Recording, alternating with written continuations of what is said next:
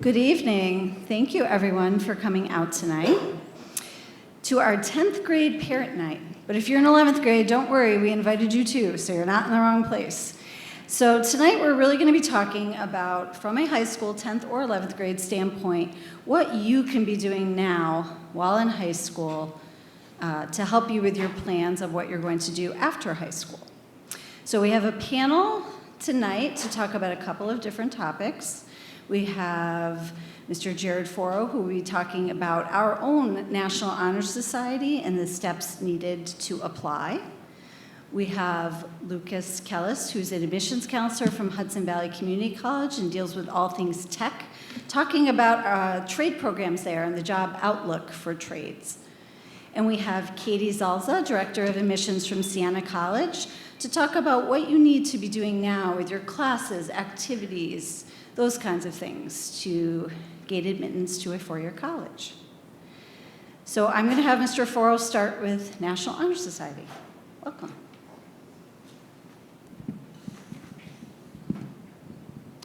All right, everybody, thank you for coming and hearing about what we have for you today. I'm just going to hold it because that is definitely not steady, and I'm going to be the person to drop it. So I am Jared Foro. I am one of the advisors here of our local chapter of the National Honor Society. There are about 1,600 chapters of the National Honor Society all around the country. Every chapter chooses their own name. Ours is the Towasentha chapter of the National Honor Society. I've been asked by the counselors to come and share this information with you tonight. 10th grade is the perfect time for this to be on your radar, but if you're in 11th grade, this is about to happen, so even more timely for you. Our chapter is large enough where we have two advisors. I co-advise the chapter with Mrs. Chadwick, who is also, along with myself, a 10th grade teacher. She has little kids at home. I do not, which is why I'm representing the both of us here tonight. It sometimes feels like running the National Honor Society is our full-time job here at Guilderland High School, but it is not. I also am a faculty member in the science department. Mrs. Chadwick is a special education teacher who teaches with English classes. So these are the things I'm going to cover in the short amount of time we have together tonight: what the recruitment timeline is for the National Honor Society, what it means to be in the National Honor Society, and really what we're looking for, or more aptly, the Faculty Council is looking for to induct into our chapter. So, the most common question we get, if we go to the next slide, most common question that we get when people are thinking about the National Honor Society is some variation of this question. When do I apply for NHS? Sometimes we just hear, when do I get into NHS, as if it's an automatic rubber stamp thing, which it's not. The interesting answer to that question, but I'll explain, next slide, is that you don't apply to NHS. So one more click. The word application isn't in our vernacular because the word application implies that everybody has an equal chance of being admitted, and that is not the case. We're looking for very specific criteria that need to be met in order for you to even be eligible to be in the National Honor Society, and that's why we don't use the word application. We use terms like recruitment, information packet, candidacy instead, because it's not a blanket application. Okay.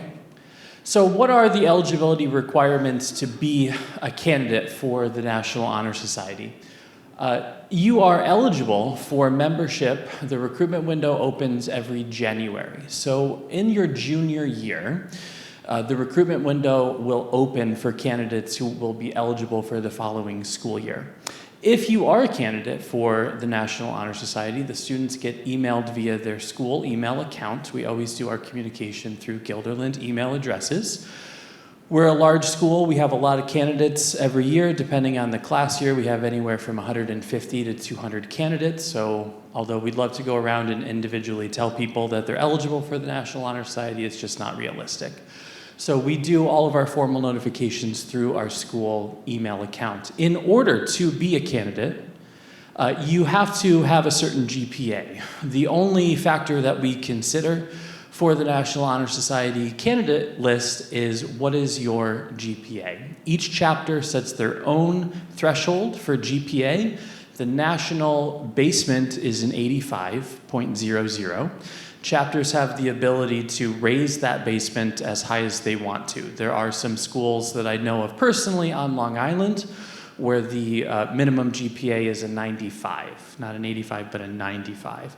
Ours, we split the difference. Ours is a 90. Our chapter requires a minimum GPA of a 90.00. It's important to note a lot of students don't realize this when they become a candidate, that the next bullet, GPAs are cumulative and unweighted.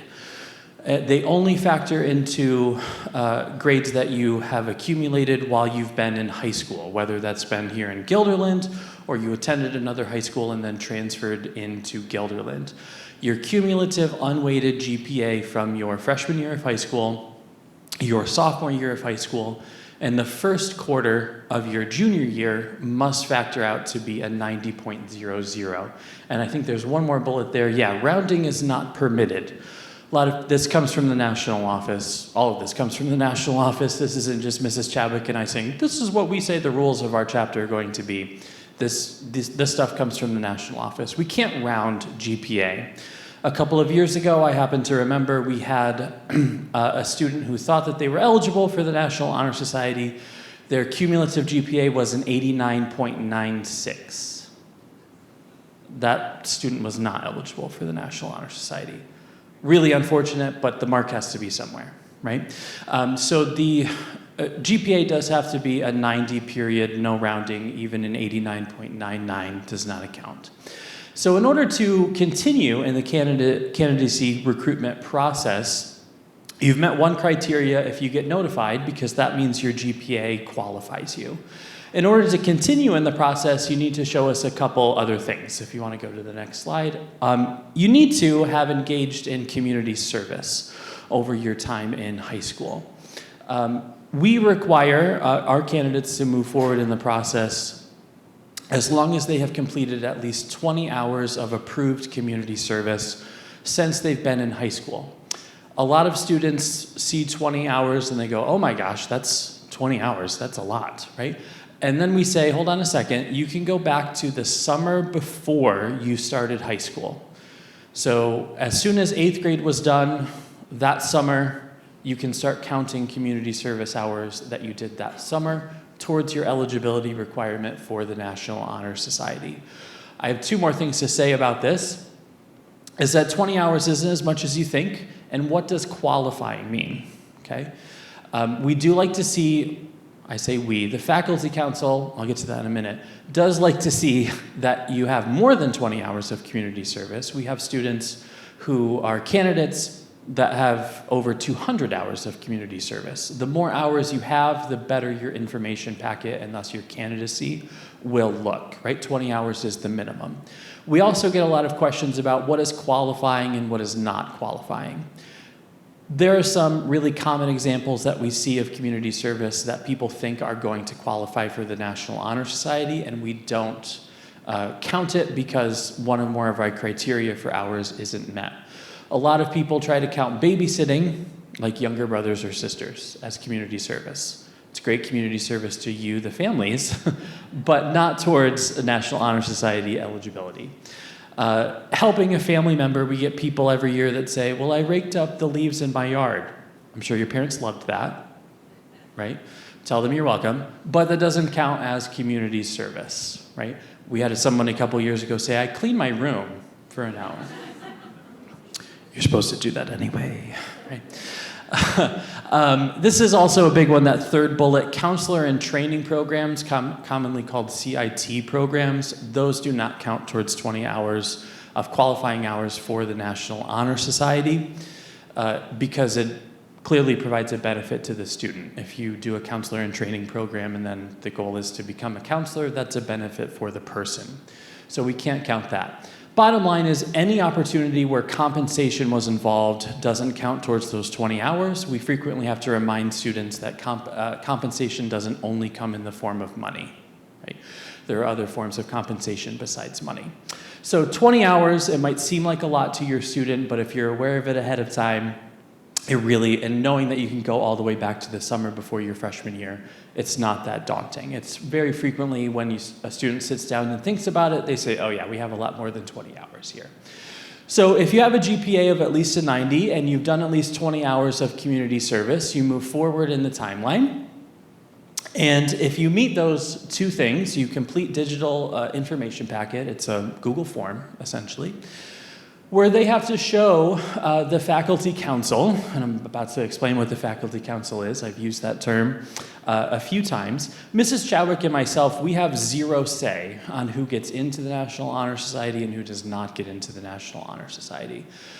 We joke amongst ourselves that we're glorified assistants. We just do all the paper tracking and the spreadsheets and the emails. We have to defer to our faculty council, which is a panel of 5 faculty members who are long tenured in the district. I showed this presentation to one of my colleagues who's on our faculty council, and she said, "Is long tenured another way to call me old?" I had no comment. But long tenured, we generally say when we have a position on the faculty council, we want you to have been a member of the faculty for at least 20 years. So these are really our long tenured member of the faculty. Those people go through information packets with a fine-tooth comb and other data that we get. They ultimately decide who gets offered membership and who does not get offered membership into the National Honor Society. I explain a little bit more on the next slide. So the 4 pillars of the national organization, which are the background to the slides, are character, scholarship, leadership, and service, right? So we are looking for candidates who exemplify those 4 pillars. Now, if you become a candidate in the National Honor Society, you have already shown us that you exemplify scholarship because your GPA is a 90 or above. Fantastic, right? If you are submitting a digital information packet, you have shown us that you exemplify service because you have done at least 20 hours of approved community service. Your information packet will focus mostly on how you exemplify character and how you exemplify leadership, right? Now, the next 2 slides are very wordy. I'm not going to read them to you, but I've essentially copied and pasted what it means to exemplify character, right? If you want to take a picture of that or remember it for yourself, but we're also recording, right? This comes from the National Office, guidance for advisors, guidance for the Faculty Council on what to look for in our candidates, right? So we look for candidates who exemplify character in those ways. You can all read. I'm not going to read them to you. It's a lot. I've been teaching all day as well, so my word count is almost down to 0.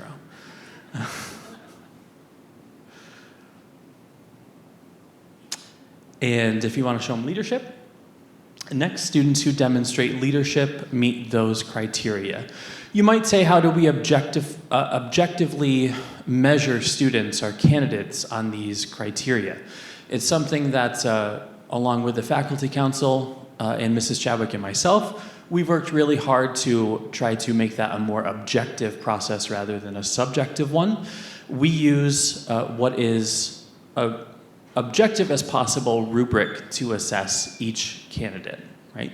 So in order to have membership in the National Honor Society, your information packet and your information to support your candidacy will be measured against a rubric. You have to earn a certain number of points on the rubric to be invited to join the chapter as a member. You might say, can we see that rubric ahead of time? Do students know that before they fill out their information packet? And they absolutely do, if they know where to look, which I'm going to tell you before I stop talking. So if a student is offered membership by the end of February, it depends on the break, when February break is, either the week before break or the week after break, they find out whether or not they've been accepted into the National Honor Society. We do hold an induction banquet, a nice dinner, every March. It is usually, we've toyed with the date. We have like 1 week where winter sports are over before spring sports begin. The musical happens in March. No matter when we hold the induction banquet, some people are going to say there's a conflict. Trust me, we know that there's conflicts. We try to minimize the number of conflicts. We've landed in around St. Patrick's Day because that's the break between sports. The musical is over. It's the best date that we found so far. That's all I have to say about that. If you become a member of the National Honor Society, we say to the students when they get in, don't forget about those 4 pillars. You still have to uphold those 4 pillars throughout your membership by meeting certain requirements. Your GPA has to stay at or above a 90. I think it's the next bullet. And while you're a member of the National Honor Society, students do have to complete at least 40 hours of community service just during their membership.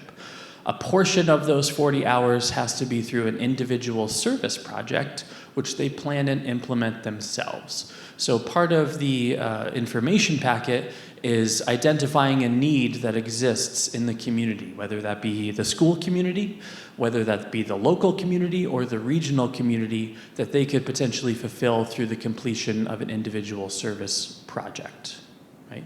So yeah, there are some requirements to maintain your membership once you get in. Yeah, I think that was it on that slide, right? So you might be saying, what do we recommend for students in 10th grade going into their junior year next year to help ease this burden if they think they're going to be a candidate for the National Honor Society?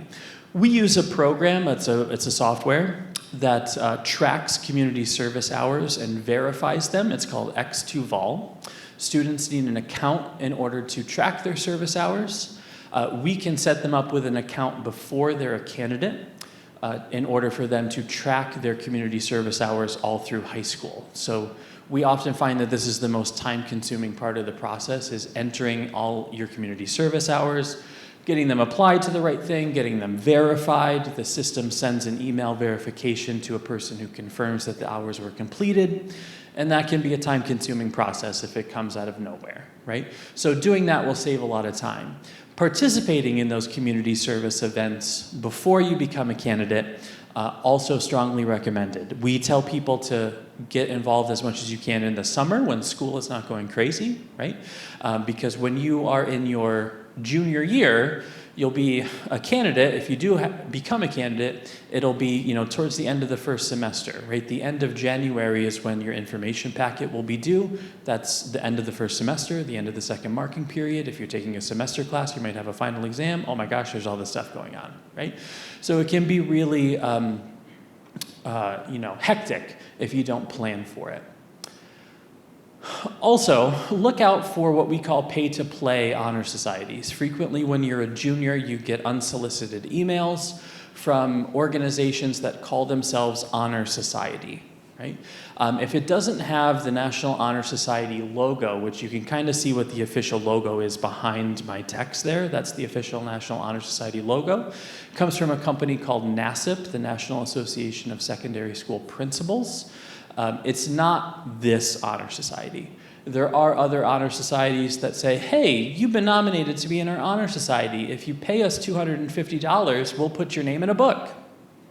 Cool. If you want to pay $250 to have your name in a book, that's fine, right? And they may provide some things that you might find beneficial. But we do find especially juniors get those kinds of emails over the summer and when they're a junior. And they think, oh yeah, this is the National Honor Society. If I pay, I'm in. No, not to our National Honor Society. Anyway. Okay. Our chapter website, you might say, wow, this is a lot of information. How do you expect students to know all this stuff? We do have a chapter website where it is all laid out. I think the next click will put up what our chapter website is. I know that's a long link. You can take a picture of it. But my last caveat for you, and it's the last thing, is that the website is only accessible for Guilderland domain accounts, right? So you have to have a guilderlandschools.net email in order to have access to that website. And you might say, why do you do that? I want to help my student be in the National Honor Society. We're looking for students who take the initiative themselves. So although you might go home and pester them and say, hey, show me the National Honor Society website, it should be them that actually looks at it and goes through it. We certainly appreciate your help in wanting to see them succeed and get this honor, but ultimately, they should be the ones to do it if they're going to exemplify leadership and character and our 4 pillars. We certainly appreciate your help, but they will need to show you the website logged into Google Chrome through their Guilderland account, right? We do not really, this is my parting word, I must be close or over my 15 minutes. Oh, wow, I am over my 15 minutes. I'm sorry, Ms. Bumgarner. Last thing to say, we do not send out a lot of blanket reminders before the recruitment window opens, right? This is the only time you'll hear me say this, so mark it down, right? Sophomores, you'll get an email from me in June at the end of the school year saying, hey, I'm Mr. Foro. I'm one of the advisors of the National Honor Society. You might be a candidate for the National Honor Society next year. In order to be a candidate, you have to have a GPA of a 90. You have to have at least 20 community service hours. If you don't have community service hours, get them over the summer. It's an easy time to do it. That's the only reminder we send, right? Because ultimately, going back to my previous point, we want students who want to be in the National Honor Society and have exemplified our 4 pillars throughout their high school career. We're not necessarily looking for the students that want to be in the National Honor Society because Mr. Foro just sent the 4th reminder email about community service hours and, okay, I guess I better do community service hours if I want to be in the National Honor Society, okay? We're trying to uphold the 4 pillars as well as advisors, okay? So I know that was a lot of information. I don't want to take up any much more of your time. There's 2 more presenters to listen to, but I'll be sticking around for questions, okay? Thank you. Thanks, Mr. Foro. All right, our next presenter, as I mentioned, we have Mr. Lucas Kellis from Hudson Valley. He is all things technology. So in addition to giving a brief overview of what a 2-year college looks like in our community, we asked him here to talk about the trades. Hudson Valley has a lot of wonderful trade programs that many of our students go on to utilize and enter, and he's going to talk about those programs as well as the job outlook of trades. So welcome. Thank you very much. Oh, that's powerful. All right. So a little bit about myself. I am a graduate of Hudson Valley. I studied there for public management and policy, and I went to UAlbany. And I just loved Hudson Valley so much that I had to come back to work. A brief overview of our school. We are the 4th largest community college in New York State, sponsored by SUNY. So I'd like to say our credits are as good as New York State. So I'll just do a brief overview of the college. We have a lot of variety. That's a great way to put it. We cover everything from your basic first 2 years of a liberal arts degree, like what I did, to medical degrees, computer science, and then what I work with is the trades. So we'll just keep going through some of the slides. Very, very affordable tuition. Being a community college, if you break that up across 4 semesters, it's about, with books and supplies, maybe about $12,000 cash. So that doesn't count whatever financial aid you might be receiving. That being said, many of the students don't have anything that they have to pay back. So this isn't necessarily meant as a dig at other schools. A lot of schools, even other public schools, are more expensive than us. Where I went, UAlbany, you pretty much double the tuition. What I like to tell students and parents is that if you're undecided, maybe start at a community college so that way you can get your bearings and figure out without having invested tens of thousands of dollars into, say, a computer degree, and then you find out you want to be, say, like a nurse. So we have a lot of programs, as I said, variety and diversity of academic outcomes. 20 of our 80 programs are offered online. I'll say this right now. I work a lot with the tech and trades.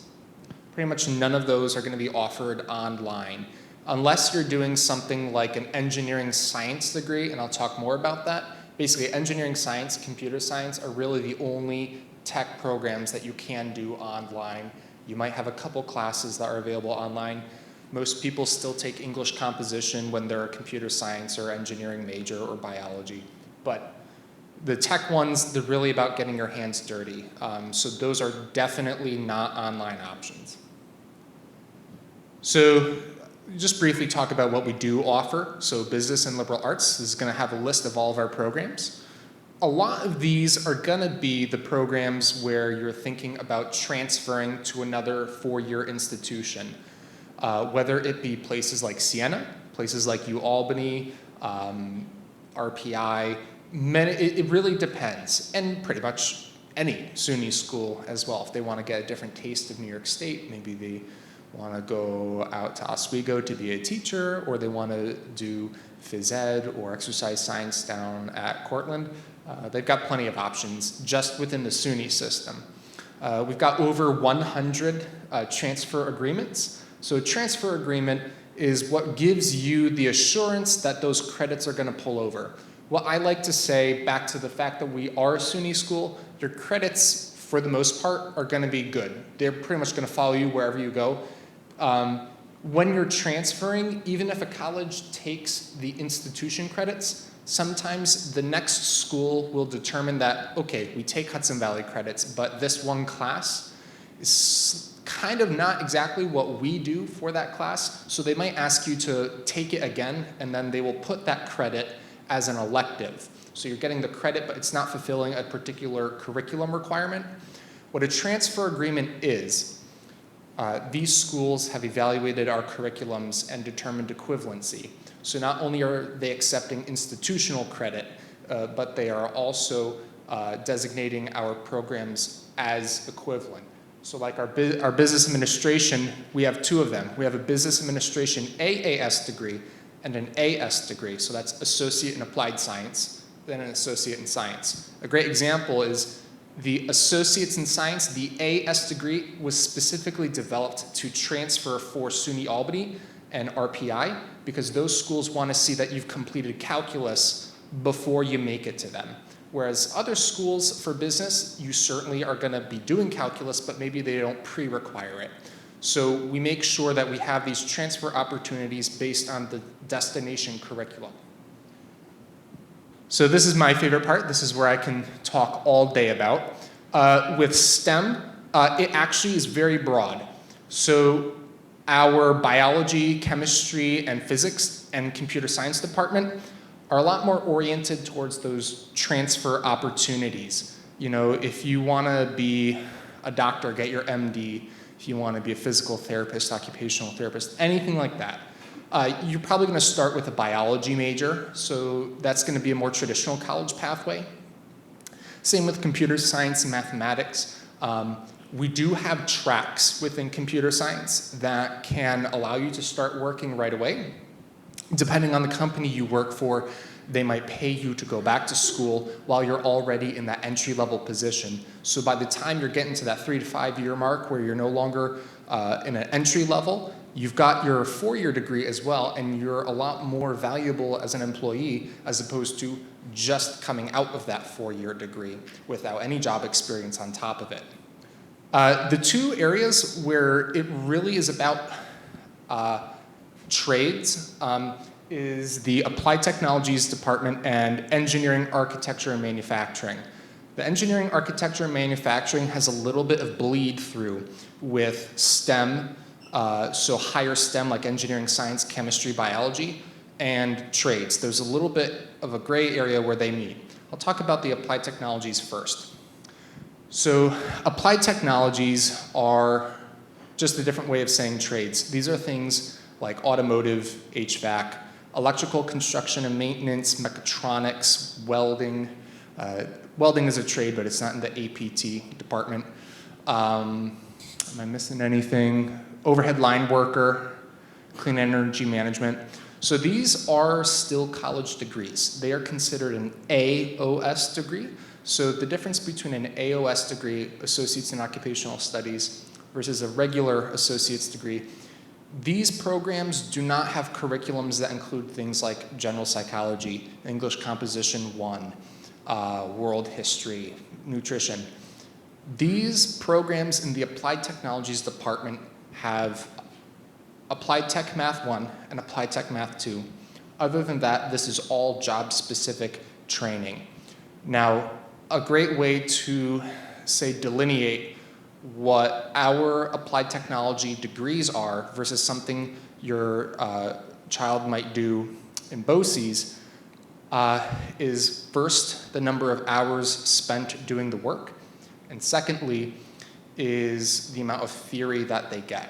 So for our electrical construction and maintenance program, it is not just about teaching them, okay, this wire, you connect it there, and you route it through here, and you connect it over here, and that's how you make someone's lights work. We're gonna go through all of AC and DC theory. We are going to teach you how to build an electric motor. You're gonna take them apart, put them back together. Our electrical construction and maintenance degree, I'm just using as a great example because it's probably the most popular of our trades programs. It covers all of residential and commercial wiring, as well as commercial maintenance and control systems. There is just, now I don't want to intimidate someone by saying you're learning all this theory. It's not electrical engineering theory. It is the why of how we do it. So you don't have to do these hard calculus stuff and physics and math, but you're still learning the theory. And that goes the same thing for automotive, for HVAC. Your first year is going to be more theory heavy. So for automotive, we have 4 different options. We have automotive technical services. That's your basic engine, transmission repair, chassis, and general maintenance. Your first year in the automotive technical services degree is primarily going to be on car electronics and controls, engines, transmission, and chassis. So with your engines lab, if any of you guys are into stock car racing, Kenny Tremont is our engines instructor. By the end of the semester, essentially your final exam is a full engine teardown that you've been working on and a rebuild from the beginning of the semester. Your transmissions lab is the same way. Your chassis and electronics, maybe not be pulling apart an entire chassis all throughout the semester, but it's kind of the same idea. You've probably got 3 hours of lecture a week, so 3 days where you're looking at the blackboard, and then you probably has 4 or 5 hours a week in addition to that in the back on the benches. Welding, overhead line worker, HVAC, same way. You might have only a couple hours a week doing lecture, and that's all about the theory. You're probably going to triple that number doing the lab setups. These programs have 100% job placement with a slight caveat, and this is just something the instructors have told me. For some students, you just can't teach them DC current theory. It just doesn't connect in them. And that just might be a case of there's a different trade out there that would be better for them. You know, we have things like a construction certificate. You know, you're not working on electrical motors. You're learning how to frame. So it's not necessarily a reflection on the student's intelligence if they're not getting it in a particular trade program. They just might be speaking a different language of how they use their hands. Engineering, architecture, and manufacturing department, that's kind of where it blends together. So we have a construction certificate, we have a construction degree, civil engineering, architectural technology, mechanical engineering. So architectural technology is a lot more like an engineering science degree. It's more working with SolidWorks, Revit, and CAD for design purposes. However, our civil engineering and our construction technology and our construction certificate programs are very hands-on. You know, construction certificate, that's 2 semesters. Everything else is 2 years. So 1 school year for the certificate in construction. That's all of your carpentry skills. From bottom to top, you're going to learn how to build a house. Prior to COVID, we actually put together houses and donated them to Habitat for Humanity. With the way COVID affected everything, we put a pause on that, but we're working on restoring that kind of tradition that we have there. Construction technology degree is prepping students for project management, estimating work, and doing more blend of office and on-the-job site work in the construction field. Civil engineering, same thing. Civil engineering is kind of when you start getting more into the engineering science side, so you have a significant step up in the math courses, yet you still have your labs, so surveying 1 and 2. You have your strengths of materials. You're going to learn all about the different types of asphalt and concrete.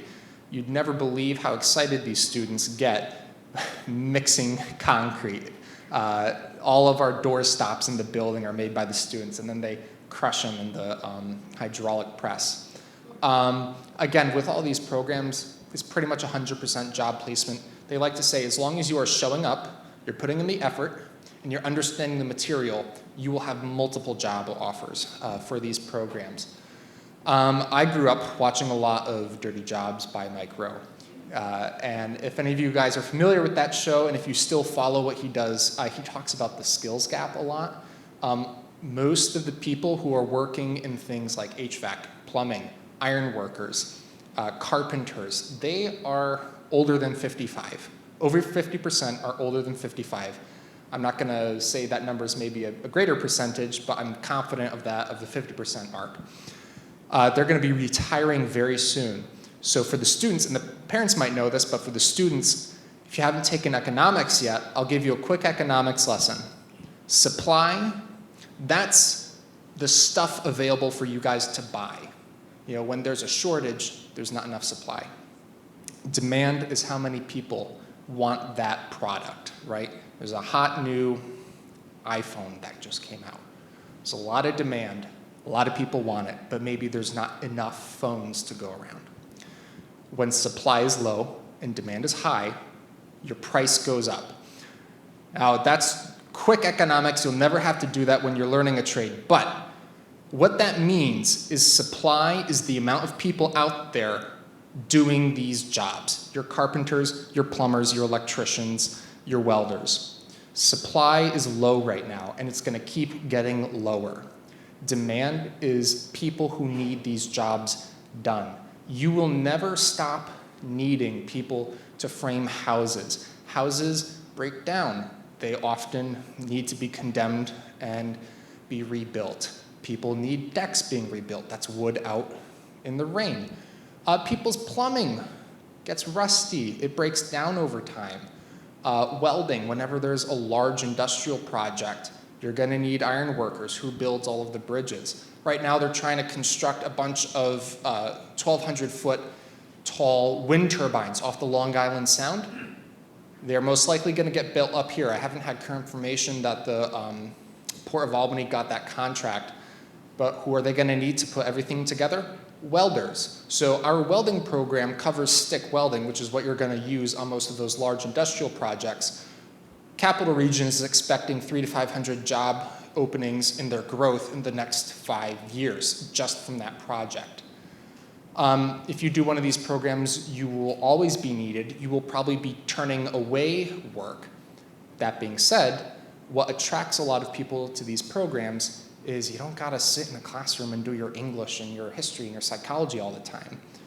The people who are best suited for these programs have a great work ethic coming right out of high school, and they aren't afraid to get their hands dirty. I don't think you need me to explain how being a carpenter can be a messy business.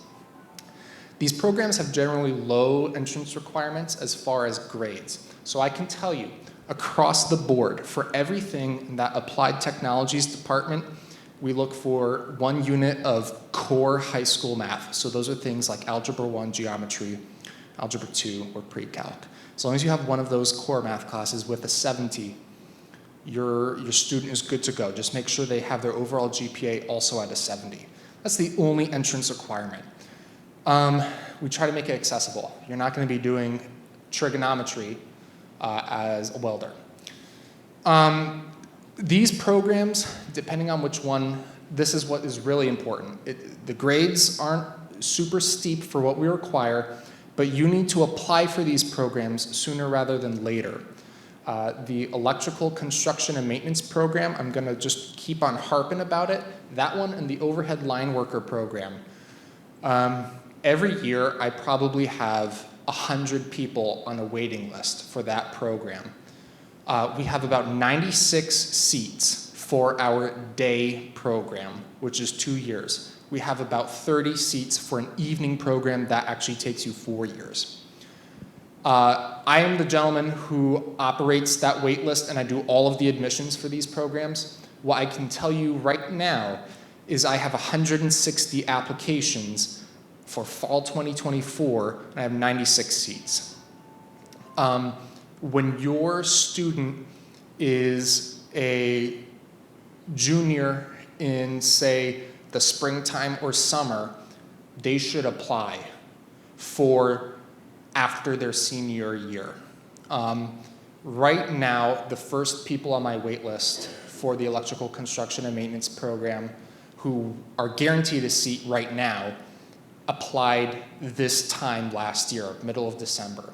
So typically, historically, if you apply for the electrical program after December, you're most likely not getting in for that same year.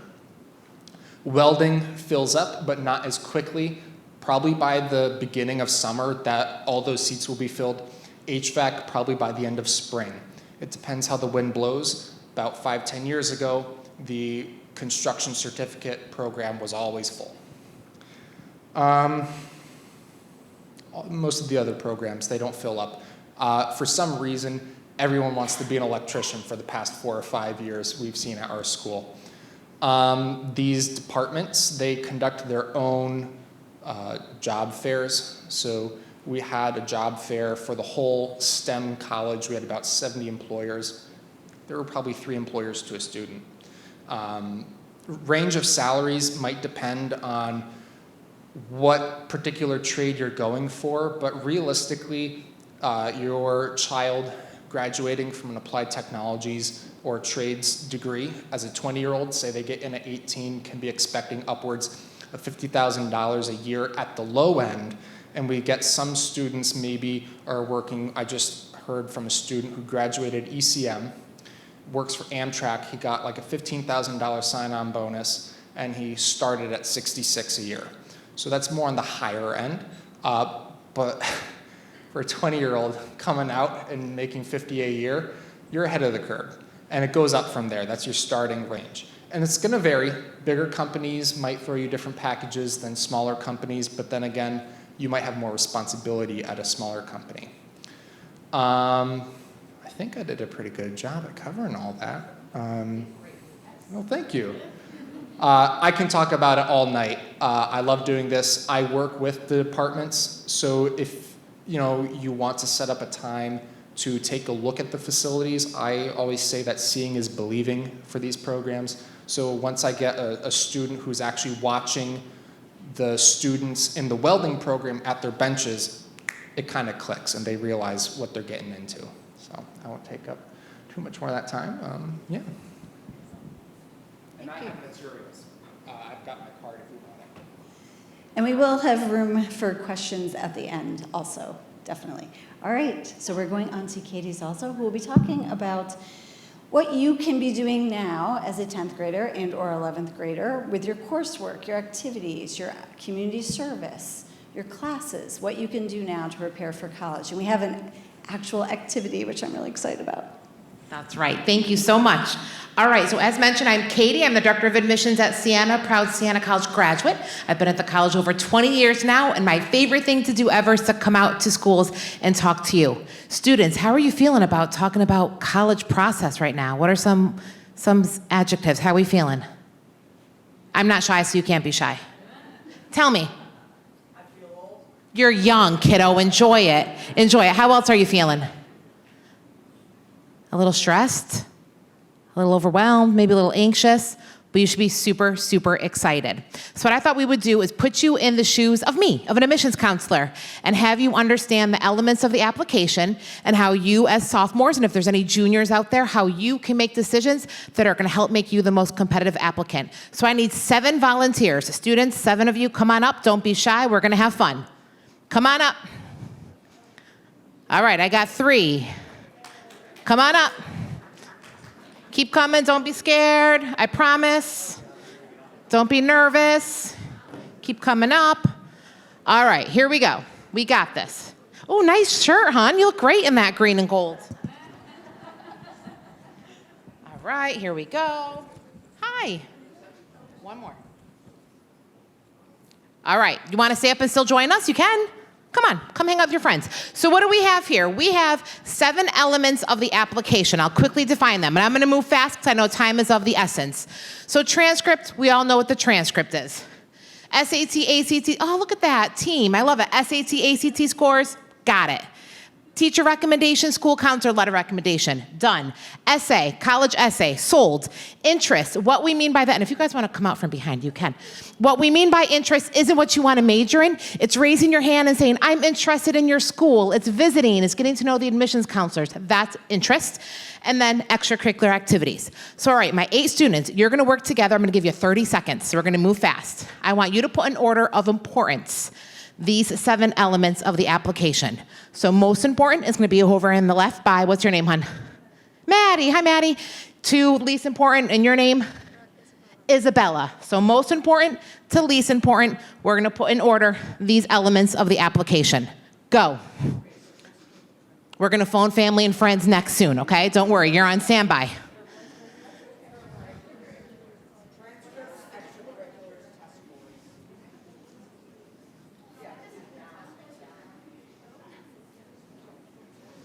And as we talk through this, as you guys are starting the college search process, every college is gonna have a different answer, right? So this activity is to get you thinking about the various elements of the application and the decisions you're gonna be making that are gonna influence these. Oh, we got some opinions up here, I like it.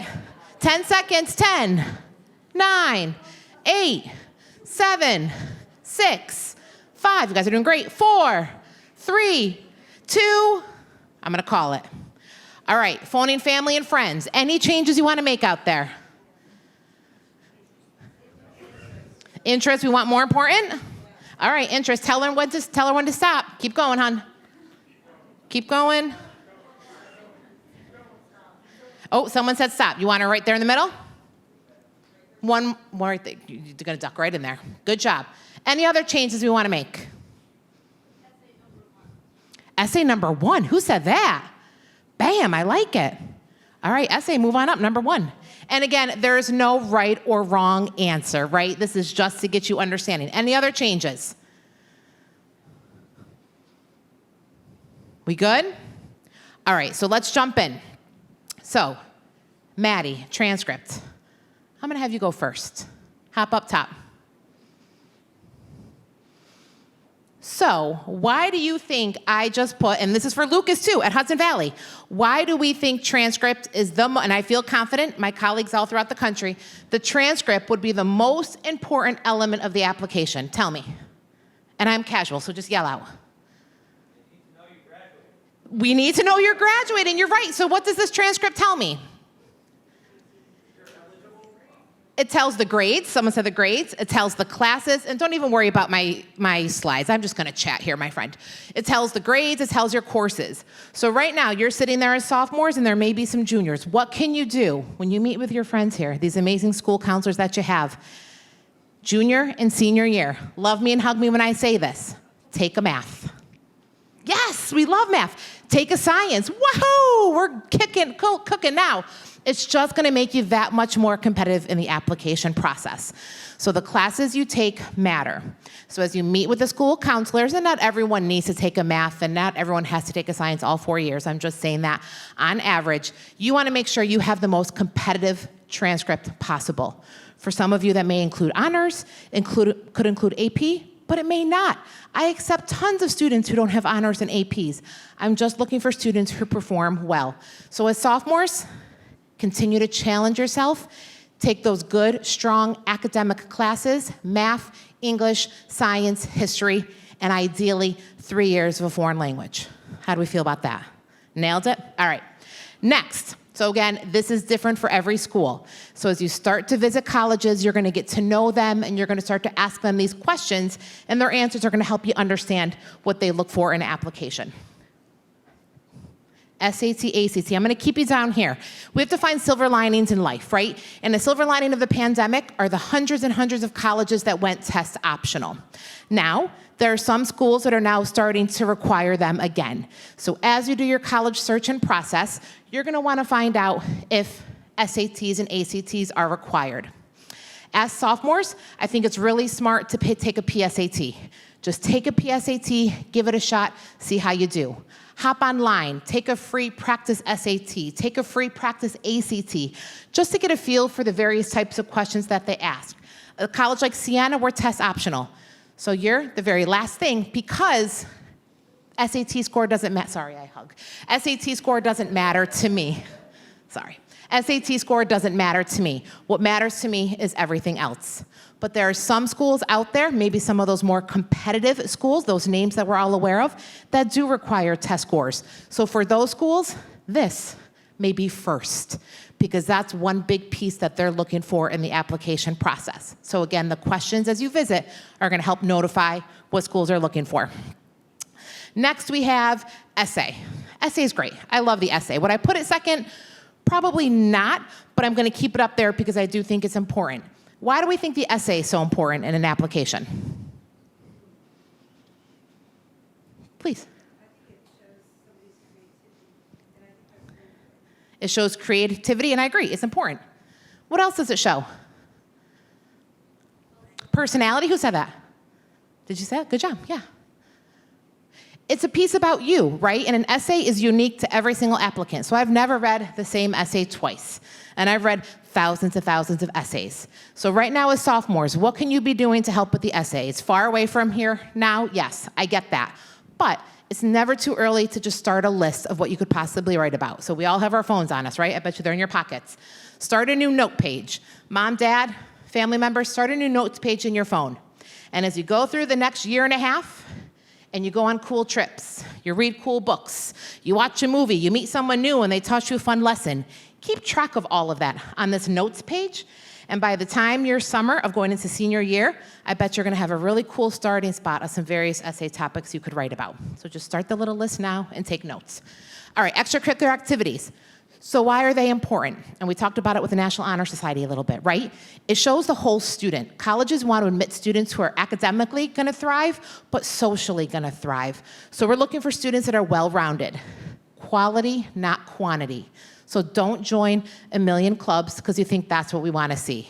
It's not. It's quite the opposite. So I see Taekwondo. My son does that. He's got a promotion on Saturday. Cute little 5-year-old, he's adorable. He's so good, he's so cute, I love it. Anyway, quality, not quantity. So stick with what you've been doing. Maybe it's sports, maybe it's music, maybe it's theater, maybe it's community service, maybe it's a job, maybe it is helping your family with younger siblings or elderly grandparents who live with you. Those are all part of activities, and everything matters. So start a list now, make it a Google Doc. You own it, the student owns it, but share it with your family members. And as you proceed through the next year and a half, keep track of the activities that you're involved with, and guess what? That's gonna be part of your application. So that's what you can do now, is just keep sticking with what you're doing, find your passion, and stick with it. Interest, start now. And I think the best part about it is where we live, right? There's so many colleges in our backyard. How many of you wanna go away? You do not wanna stay in the 518. I bet every single one of you are gonna raise your hand. Yeah, I get that, right? I get it, I support it. Parents may or may not support it, but start in your backyard in terms of visiting. So as we come up to winter break, as you come up in the springtime, hop on Sienna's campus, take a tour. Go see Lucas at Hudson Valley Community College. Go to SUNY Albany. Just get a feel for various types of college campuses, because that's gonna help you build your list. And the biggest part about this college search process is all about finding fit. And how you find fit is many ways, but the biggest way is by visiting. So reach out to me, I'll give you my email at the end. Come visit Siena. You don't have to apply to Siena, but let my students take you on a tour of Siena to show you small liberal arts. You're gonna go see Lucas, get a feel for Hudson Valley. It's beautiful, their science building, breathtaking. Go see RPI, go see SUNY Albany, and just start building your list from here. So interest is important, and colleges do track everything. Emails, everything, that's interest. Recommendations, so both teachers and school counselor recommendations are super powerful. What you can start doing now as sophomores, and if there's any juniors in here, spend time with these guys. They're all stars, right? They write some, and I've been doing this for over 20 years, some of the most personal letters of recommendation I've read. And why do you think they're so personal? Because they get to know you. We do read them, guys. I hope you know that. Get to know your school counselors. Pop your head in, say, hi, good morning, throughout the years. Because the more you get to know them, the more personal the letter of recommendation they can write, and colleges read them. Next are teacher recommendations. It's not gonna be your favorite teachers who write your teacher recommendations, maybe. Maybe it's a class that you got an A and a B in, But maybe it's a class where you had a C and you ended with a B minus. Maybe it's a teacher who, right? Maybe it's a teacher who sees you grow academically and you go for extra hours and you go for that help. So as sophomores, start to think about the teachers that you have really, and juniors, if there's any here, good relationships with. Keep in contact with them and keep in mind of who you're gonna wanna ask for those letters of recommendation. So this was just a fun little activity to get you guys thinking. You can sit down now. Thank you guys. I'm gonna have you go 3 slides forward for me. All right, so we talked about what you could do as sophomores, so one more back. We're gonna make good choices. So when I say good choices, I'm talking about classes, sticking with math, English, science, history, and language. You're gonna keep up your grades. Grades matter, right? I can't tell you, right now I'm reading, we're knee deep in applications. Grades matter. So if you're sitting there right now as a sophomore and even as a junior, and you're like, oh, I want National Honor Society, but I'm not at that 90. Well, you know what? It's not too late. Now's the time to kick it in gear, get extra help, make different choices, spend more time on studying. Grades matter. And sophomore year does matter, as does junior and senior year. Continue to be involved. Again, it's the quality, not the quantity, so stick with what you've been doing. Make relationships, both here within Guilderland High School, and most importantly, within the colleges you're visiting. There's a reason I've been doing this 20 years. There's a reason Lucas is back at Hudson Valley, right? We love what we do. We want to help you in this process. So for every single college you visit, get the name of their admissions counselor, especially the one who's reading Guilderland High School, because that's going to be who's reading your application. That's who you want to get to know and make that relationship with. You're going to create an admissions email. Now, you all have your Guilderland High School email. You're going to use that throughout the process, yes. But as you go further along the process, there may be some blocks that Guilderland has, and some college emails may not get through to you. So I think it's smart to make a personal Gmail email that you use for all your college process. Make it professional. I've read some good ones. k.zalda@gmail.com. Simple, easy. Maybe put your birthday in there, sure, but keep it simple. Parents, you want to include yourself as well. As your students involve and sign up for visits on college campuses, you want to be part of this communication plan as well, all right? So including your email is important. Make sure you're using the same email, because email, the floodgates are going to start to open soon, right? And when they open, the emails come in fast and furious. So tip number, I don't know what number tip I'm at, I'll say tip number 1. Create folders. Folders of colleges you definitely want to continue relationships with and really apply to as you go through the process, and then a folder for all other. So of course you'll have a folder for Siena, obviously. You're going to have a folder for Hudson Valley, obviously, and then any other schools you may want to look at. And as those emails come in, you're just going to keep yourself organized. Start visiting virtually, right? Another silver lining number 2 of the pandemic. All colleges, right? We looked outside the box. We had to rethink our visits because we couldn't have you on campus. So all of us have created really cool virtual options. So every Thursday night at Siena, we do 7 o'clock tours. It's virtual from the comfort of your own home. They sell out every week. It's done by a Siena student. So it's the same experience as being on campus. The only difference is you're home, comfy, but you're still getting a tour of campus. So that's a great way as a sophomore to start visiting colleges. If you're nervous to get on a college campus, start virtually. It's safe, you're secure, you can do it from home, but you still get feeling for some of those colleges. Notebook, I mentioned that. Maybe it's your notes page, but just start keeping track of notes, activities that you're involved with. Keep them up sophomore year, keep adding junior year. By the senior year, you're ready to add it all to your application. Notes for essay topics, just keep building on cool experiences, trips, everything. By the time you're a senior, you may have a really good part of an essay. And then this one's new. If you guys haven't done this, do it. Loper, super cool. So Loper is like, it's an app on your phone that helps you with the college search process. So there's Naviance, we're all familiar with Naviance. There's CapEx, there's College Board, there's all these great sites. Well, Loper's new. What I love about Loper is Loper takes the name out of the process. And Loper is all about the student. So you download the app on your phone, it's free, and it asks a question about you. So what are you looking for in a college experience? Size, location, fit, classroom setting. Do you want hands-on? Do you want technical? Do you want to be able to study abroad? Do you want to know your professors? All personal things about you, the right fit. And then based on your answers, it serves up colleges to you. No name on the college. So it tells you about the college, it tells you where it's located, it tells these fun things. And if you like what you see, you swipe right, kind of like Tinder. You swipe right. If you don't like what you see, true story, you swipe left. If you swipe right, that's when they then give you the name. You're then added on the email list with that college, and you start the relationship process with that college. So that's a really cool place to start. Again, it's on your phone. You're comfortable. You can do it at home with your family. And it takes those names that I think sometimes people get too absorbed in, and it really allows you to look at schools for who they are and finding that right fit. So to give it a shot with Get Loper. And then my email. Keep in touch. I'm going to stop. I know we're at the 7:30, so I'm going to be aware of everyone's time. But good choices, classes, keep challenging yourself. Thank you. Thank you. All right, before we get to questions, we have one more topic that we're going to cover, which is Naviance program. Katie, thank you for setting that up. But as Katie's talking about school counselors, I realized that I didn't even tell you my name or who I am. But I was so busy introducing everyone else. I'm Lynn Baumgardner. I'm one of the school counselors here, and I want to briefly introduce my colleagues.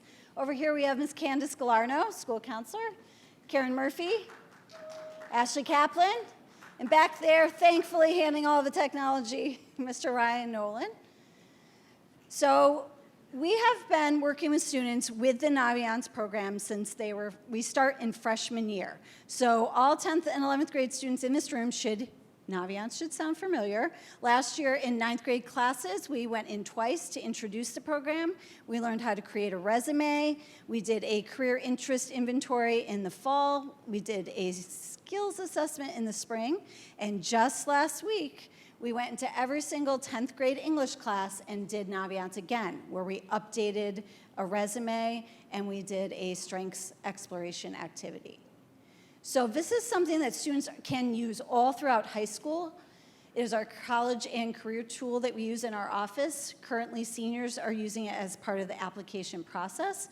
But hearing all of these items tonight, you can use Naviance to figure out what your interests are, what careers are out there, what schools are out there. So we are going to do just a very brief show of how to utilize Naviance. So everybody can find Naviance in the student bookmarks. Everyone's familiar with logging on.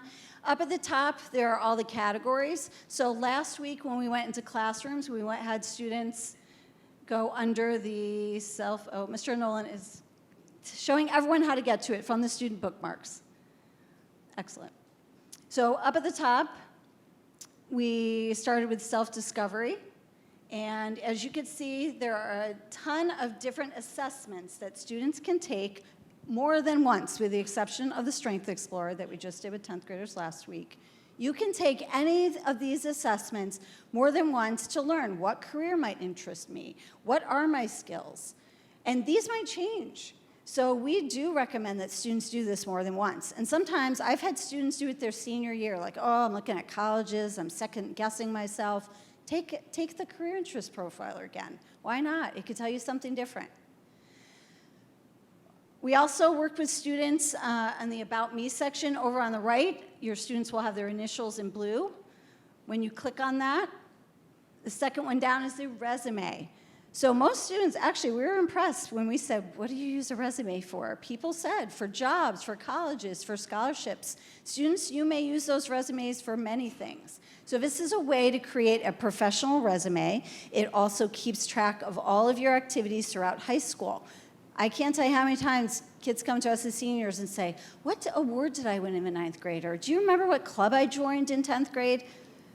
No, I don't, but if you keep it here, you're going to know. So we are really thrilled with having students update this every year. End of the year, update it with everything you've done through the school year, what you do over the summer.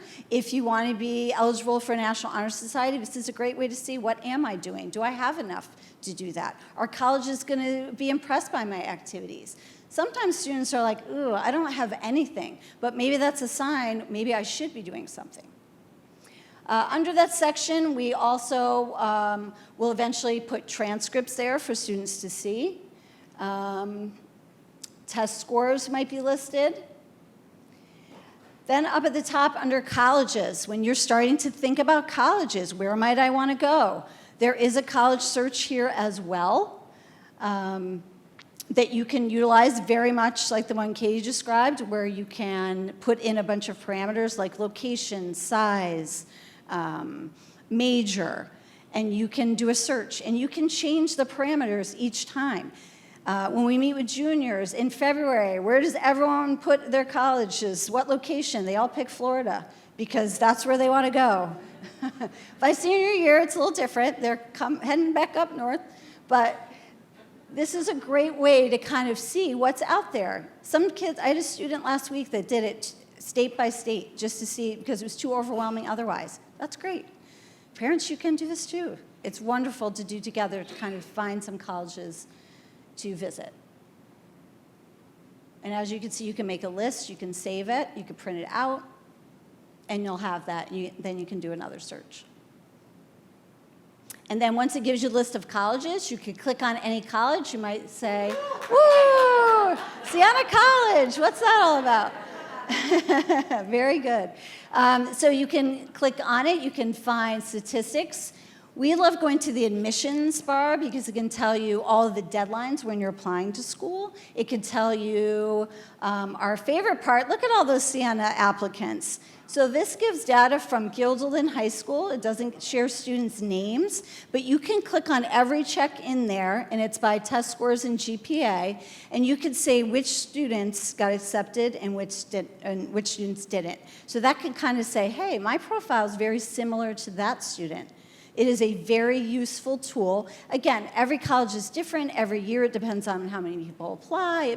It depends on your major. But this is a great starting point to say, where do I fall in this continuum? Is this a school that I fit in very nicely? Is this a school that is a reach school for me? If you're looking at it now as 10th grade and you're like, oh, this is my dream school, but gee, I'm a couple points below maybe what they're looking for, you have time to improve your grades. You have time to join more activities. So this is a wonderful tool, and we go over it with students every year. All right, so now if my presenters wouldn't mind coming back up here, we do have time for questions, whether it be the National Honor Society process, whether it be the colleges, and we'll be casual here. We can just shout it out, and I'll hand the microphone over, yes. It's time to go. All right, yes, everyone wants dinner. Any questions? Thank you. Here, I'll hand it to you. All right, someone has a question. I know it. Oh, Go for it. Yep. Is there sort of a safety range when it comes to ACT, SAT scores? Say you have like a 90 average, just hypothetically. Is there like a safety ACT, SAT score which would keep you in contention for those colleges? Really great question. The question is that there's a safety range of SAT, ACT. So that's going to vary by college. So if you're looking at test optional schools, that test score truly, I'm honest when I say, isn't going to impact your application at all. It's when you're looking at the colleges that require them, you're going to want to know what their average is. Now, there are some schools that may require test scores for scholarships. That's part of the conversation you're going to have to do. So I get calls every day, hey, Katie, I got a 1090 on the SAT. Should I submit it? Well, before I say yes or no, tell me a little bit about your GPA. Tell me about the classes. And then based on that, I'll be honest, I'll say yes or no. And so I think the best thing to do is pick up the phone, ask the admissions counselors at each college you're looking at, and they'll tell you. I'll briefly mention, so Hudson Valley, we do not require and we do not take it into we don't even consider it for our admissions. There are lots of third-party scholarships through our foundation. I would recommend looking through each one of those that pertain to your major or your demographic and see if it's requiring an SAT score. Yeah. Same thing. Or similar. SAT scores and ACT for the school, do you put it on the transcript or is that optional? So let's say kids take the SAT, they don't like their score, they apply to Siena's test optional. As a parent or as a student, can you opt to not have that on your transcript?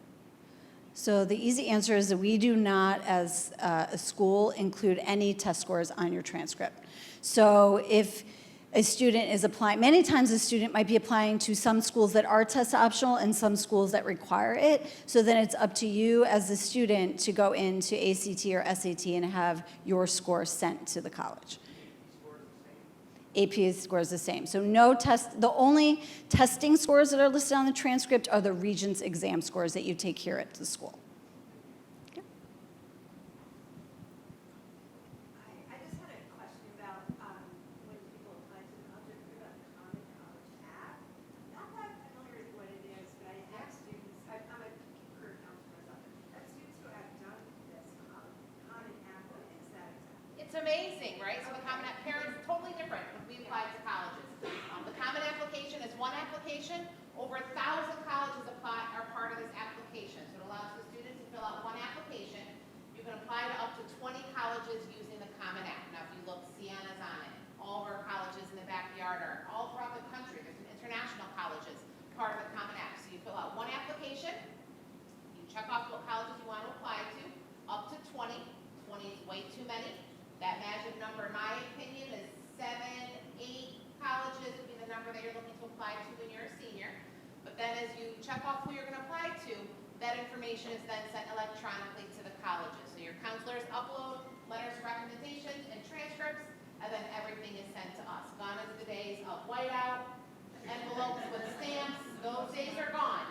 It's one application. It's a super smooth process. Thank you. I have another question too about the Honor Society. I love it. Okay, it's great that GPA is very important and that's really a qualifier to start. But if somebody is below that, let's say they have an 89 and for some reason that's where we are at this time, just below, which really is hard, but let's just say like just below. Is there any other type of Honor Society or anything else that a college would be looking for? Something that would show some merit in terms of leadership, maybe it isn't in terms of academic scholarships to that level, but some other way to shine when they apply. If we're not going to be able to do that. Yeah, that is a good question. There are other honor societies besides the National Honor Society. The counselors are familiar with those. I know that there's an art honor society, right? There's a few others that are more specialized. A few other honor societies, just in case. Yep. But I'm going to insert really quick. So National Honor Society is one of thousands of various activities that you can be involved in. So National Honor Society, super common, we see it a lot, but it's not the only. So the fact that your student is an 89, you know what? That's an 89 is awesome. Be proud of that. There's other activities and involvements that they're going to have that are going to stand out to us on the college side that says, wow. So don't get caught up in just because that's okay. There's other things out there that are going to be great for your student. And we do find that a lot of students think that National Honor Society is like the magic tickets, like the National Honor Society, it's the National Honor Society. I'm one of the advisors of the National Honor Society. It's not a magic ticket, right?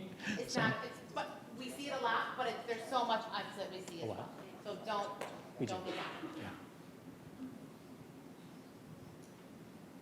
The class where this is our first time, this is our oldest class, can you give us like a quick rundown of what is different now, 30 years later from when we went through? That could be a whole separate presentation. Like the top 3 things like, oh my God, nobody does that, like, Yeah. what we need to do, like what's.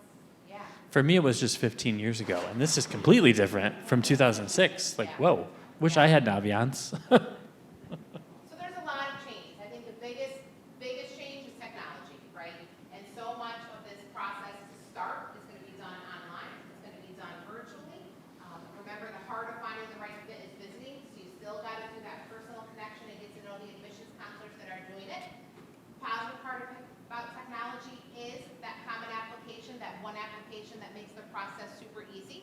I think still same as when we did it years ago, organization is a key to success. So one Google document, make it a sheet. On the top are the various colleges you want to apply to, along with an Iowa template I can share with you. Key information, deadlines, application deadlines, admissions counselor name and email. Organization is key, so staying on top of everything. But the big thing, I think, I didn't start looking at colleges until I was a senior in high school. Start now. Why wait, right? Don't be nervous about getting that college, taking a tour. You're in the driver's seat. Just observe, get a feel for things, and take advantage of using the internet to start the search process.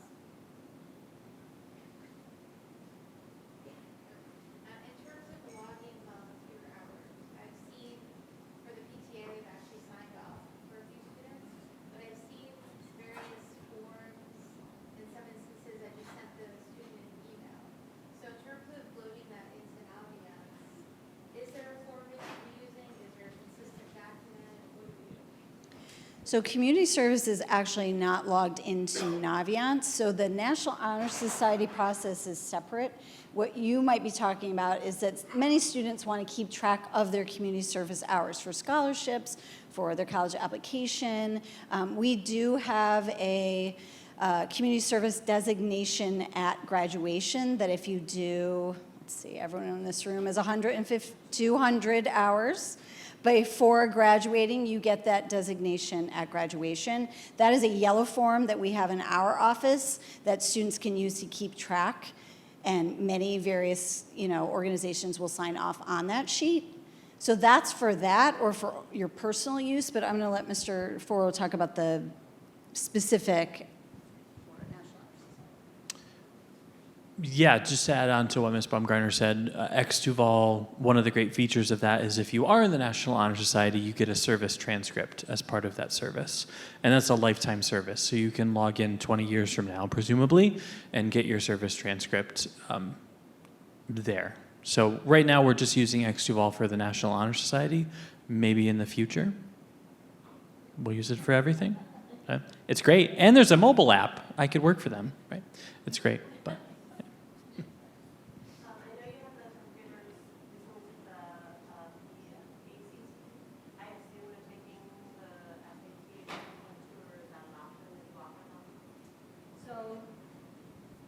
The timeline for testing is sophomores take the pre or the practice ACT in the fall of their sophomore year.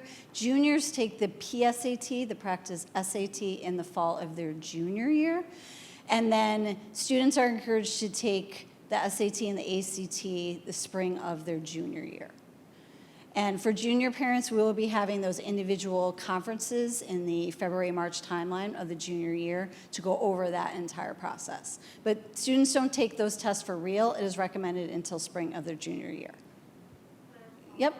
I know, or I think I remember back when I was in college, that SATs were sort of seen differently than ACTs. Is that, I mean, you're also a lot of things are Right. but now it doesn't really matter. They're the same. I mean, they're viewed the same. One or the other, they don't have to take those. No, we encourage students to take both only because they are different tests, and some students do score significantly higher on one over the other.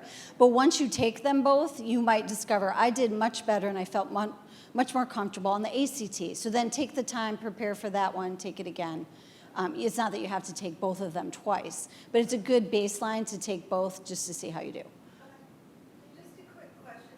I remember back when I took the PSAT and SAT, there was a lot of data mining back then. They sent me all kinds of stuff. Is that now private where the colleges cannot get your name and your information? Okay. I don't know.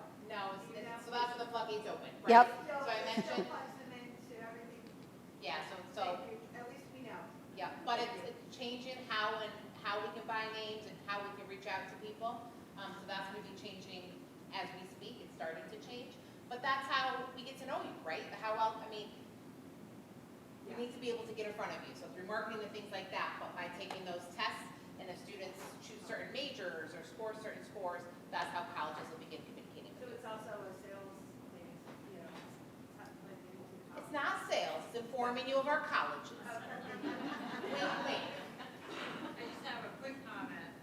I think, well, you can opt out of, Yes, you can. on the Yes. test when the student fills out the answer sheet. There's a check mark where they can indicate if they wish not to receive that marketing. It's not that we don't love you, but I was getting things from the states that I had no idea, you know, they got a little. You can always opt out of those emails. So as you start to get emails from colleges, on the very bottom, we have to have, right, opt out, and just opt out, and then you'll no longer get from the colleges you don't want to hear from. Won't take it personally. Thousands others that I used to manage our college admissions email campaigns. I'm not going to be sad if there's one less email I have to write. You know, it may be a very generic email blast, but if you get back to me, I'm reading them individually. So I'll say one more thing about the SATs. I know I said that Hudson Valley, we really don't look at them at all. Like even if a school district puts them on transcript, we're not looking at them. But I was at a SUNY conference down in Binghamton last month in November. And basically the general consensus, 60-something SUNY schools, 60 different answers on the whole SAT question. The general way the room was going is that even when schools are test optional, it's a good idea to take the test for non-tangible reasons. So even for y'all who are interested in the trades, you still have to get state certified for certain occupations, and those are tests to get OSHA certified. If you want to move up in materials testing for DOT, those are all tests you have to take. If you want to be a nurse, if you want to be a respiratory therapist, dental hygienist, those are all standardized tests to get licensure. There's very few career paths outside of like sales, retail, those kinds of things, where you can not take some sort of licensure test. So test optional schools, it's not going to hurt you if you take it and you don't do great. But the general consensus when I was at this conference for SUNY is we don't want that message to mean just do not take it. One last thing, I'm talking. RPI, you are a feeder school to RPI. So somebody can take your engineering, start out and have those credits at RPI. 100%. What I wondered, which is worth a lot, that's worth $200,000. Yeah. Right there. Right on the table. But what I wondered was, what GPA then to get into RPI? What is that school looking at when you go in? High threes. Your year in RPI? I don't know it exactly, but high threes. Very high. Yeah, very high. Thank you. Our transfer agreement guarantees complete credit acceptance. I get D in one of your classes. Pretty much no college will take a D as a transfer. So our requirements for engineering and science are pretty steep. Algebra 1, geometry, Algebra 2, pre-calc, chem, and physics, all with 85s in the final average and a cumulative high school average of 90. And we're pretty strict about that. Because we are a feeder school for RPI, but also Clarkson and RIT, they do not want us doing wiggle room with that. Yeah. And if you don't, this goes for the case for all of our Hudson Valley programs, if you do not get into the program that you desire right away, we would place you in something like individual studies, which is a major, so it qualifies for financial aid. We would tell you what classes you need to bring up in your grades, or for many students, we were talking about what classes to take. If you want anything health science related, take chemistry. Do not opt out with chemistry. If you want to be a nurse, dental hygiene, anything where you're doing healthcare, you need chemistry. But for anyone who doesn't have a class or has too low of a grade, just start in individual studies and we will make sure you bring those up to par. And when you are transferring to RPI, when you're transferring anywhere, the destination college, I don't know if you see it as the same way, they care more about what you did with us once you finish with us than what you did at high school. They're looking for the most recent record. Where do we find the full population or a good place to start for scholarships to know what's out there and what we should be applying to? And the second part of that question is, what's the time frame in which we do that? Is that after acceptance or is that all at the same time in the fall time? Yeah, so that's scholarships itself will typically happen after acceptance. So what you can start doing right now. So every college by government has to have what's called the net price calculator on their website. Hop onto each college. Sienna, we have one, type in net price calculator. It's going to ask you 5 or 6 simple questions. Up will come an average cost. Now, it's not 100% accurate, but it gives you an idea of what the cost for Sienna would be, what the cost for RPI would be, etc. So that's a starting place. You're going to file the FAFSA or the CSS profile. There's 2 different documents. Each college, some just FAFSA, some CSS, and you'll learn that as you go through high school. So it's still early to understand that. But we'll walk you through it as well. In scholarships, these guys, the guidance team, plethora of knowledge in terms of what's local. There's a lot of websites as well. FastWeb is a huge one.com that does a lot of scholarships locally and nationally. And then the colleges are all going to work with you on the process. But the first part is the application.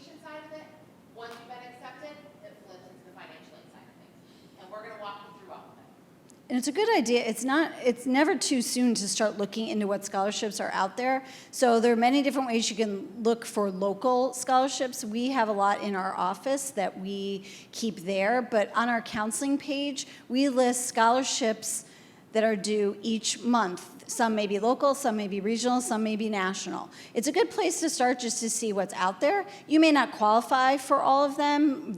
Some are very specific. A female engineering student, that's not going to apply to everyone. But it's never too early to start looking. Also, start looking about the things that you and your family belong to. Does your job, do parents' jobs, do your employers offer scholarships? Does your church, your child has a part-time job at Hanford, they offer student scholarships. Does your credit union? Are you a member of the Elks? So all the things that you do in your everyday life might also have ties to scholarships. Yeah, so Hudson Valley, we offer scholarships as well. That can often fill any gaps for people who maybe make a little more money so they get less FAFSA and TAP aid. Our scholarships, pretty much across the board, have a hard deadline of March 15th for that upcoming freshman semester in August. So that's important to keep in mind. They can be very specific, you know.